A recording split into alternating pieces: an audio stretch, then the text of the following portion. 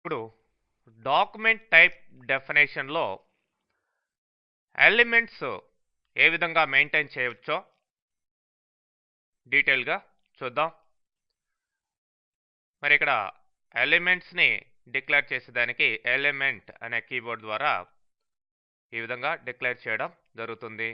Element, name of the element, element category ఏంటి అంటే PC డేటానా, CD డేటానా, ఇట్లా.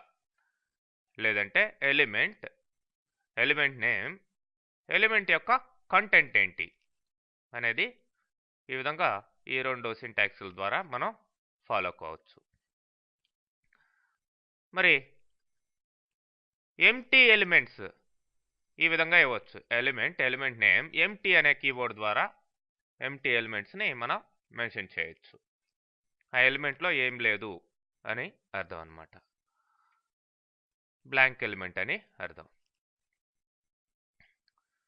మరి ఎలిమెంట్లో ఉండే డేటా ఏంటి? పీసీ డేటా అయితే పీసీ డేటా అని ఇవ్వాలి. పార్స్డ్ క్యారెక్టర్ డేటా. ఆల్రెడీ ప్రీవియస్ సెషన్లో కూడా చెప్పుకున్నాం పార్స్డ్ క్యారెక్టర్ డేటా ఎలా ఉంటుందనేది. అంటే ఉన్న డేటా కన్వర్ట్ అయ్యి సెండ్ చేయడం జరుగుతుంది. మరి ఈ విధంగా ఇవ్వచ్చు పీసీ డేటాని.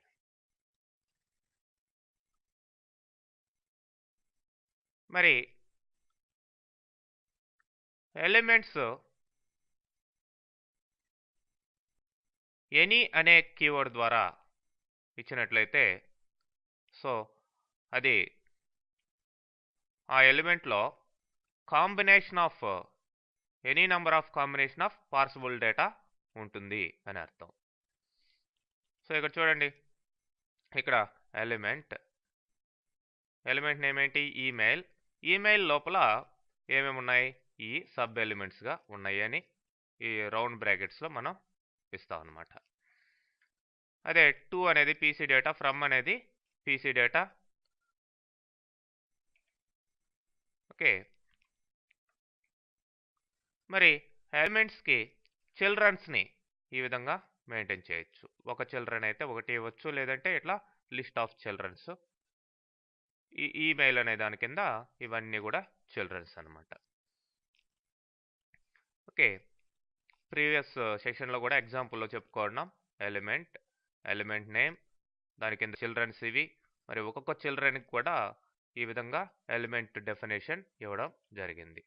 టు, ఫ్రమ్, సబ్జెక్ట్, అట్లానే బాడీ, ఇవన్నీ కూడా పీసీ డేటాలు. మరి declaring only one occurrence of element ఈ విధంగా ఇస్తాం అన్నమాట. అంటే కలర్ కింద ఫిల్ రెడ్ అనేది ఉంది. ఒక అక్వరెన్స్ ఒక్కసారే దాని కింద వస్తుంది. మరి ఒక ఎలిమెంట్ కింద మినిమం 1 అక్వరెన్స్ ఆఫ్ ఎలిమెంట్ ఈ విధంగా. అంటే ఫిల్ రెడ్ తర్వాత ప్లస్ అని ఇచ్చాం కాబట్టి 1 or more టైమ్స్ దీని కింద ఉండాలి. కలర్ కింద ఫిల్ రెడ్ అనేది 1 or more టైమ్స్ ఉండొచ్చు ఈ సబ్ ఎలిమెంట్ అని అర్థం, చైల్డ్ ఎలిమెంట్. అదే 0 or more టైమ్స్ అంటే దాని కింద ఫిల్ రెడ్ పక్కన స్టార్ పెట్టడం జరుగుతుంది ప్లస్కి బదులుగా. 0 or more అసలు ఉండొచ్చు, లేదంటే ఎక్కువ అక్వరెన్సెస్ ఉండొచ్చు అని అర్థం. మరి 0 or 1 అక్వరెన్స్ అంటే క్వశ్చన్ మార్క్ పెడతాం.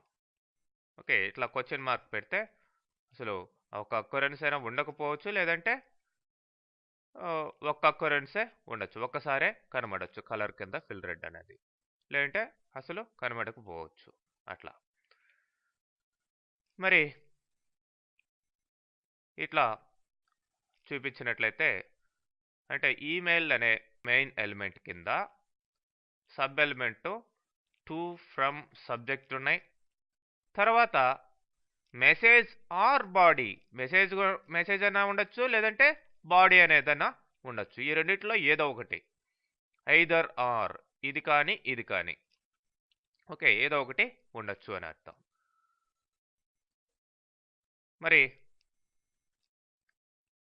ఇక్కడ చూడండి మిక్స్డ్ కంటెంట్ అని ఇవ్వడం జరిగింది. అంటే ఈమెయిల్ అనేది పార్స్డ్ క్యారెక్టర్ డేటా స్టోర్ అయి ఉంటుంది. ప్లస్ ఈ అక్కరెన్స్లో ఇవి టు, ఫ్రమ్, సబ్జెక్ట్, బాడీ ఏవైనా సరే 0 ఆర్ మోర్ టైమ్స్ ఇక్కడ స్టార్ పెట్టాం. సో 0 ఆర్ మోర్ టైమ్స్ వీటిల్లో ఏదైనా ఉండొచ్చు. ఆర్ పెట్టాం కాబట్టి టు కానీ, ఫ్రమ్ కానీ, సబ్జెక్ట్ కానీ, బాడీ కానీ అని అర్థం. ఈ విధంగా మనం ఎలిమెంట్స్ని మెయింటైన్ చేసేటప్పుడు రకరకాల టెక్నిక్స్ని ఉపయోగించవచ్చు.